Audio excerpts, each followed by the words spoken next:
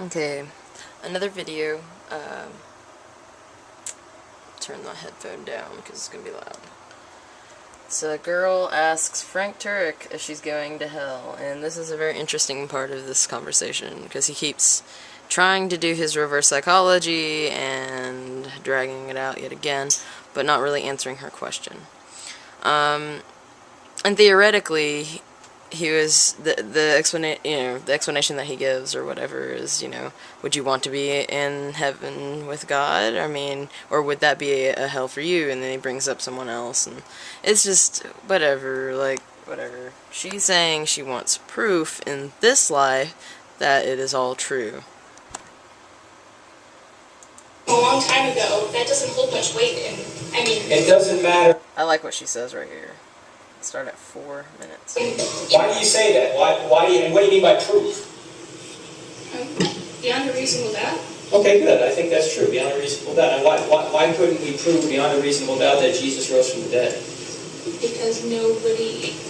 But all the testimonies about it were written hundreds of years later. Yeah.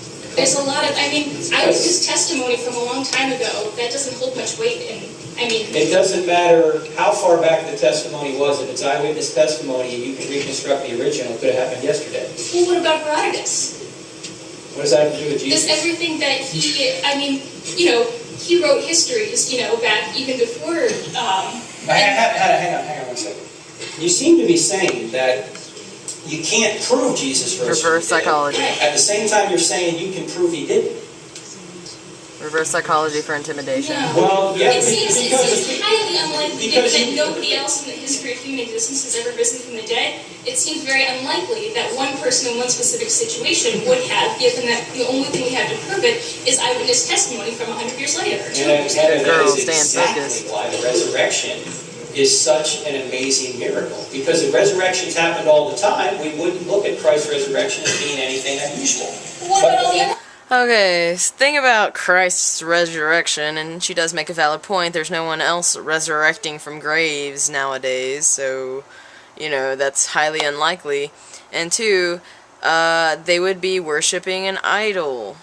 Does that make any sense? What does that have to do with Jesus? Jesus is an idol. Clearly in the Bible it says you should not do that.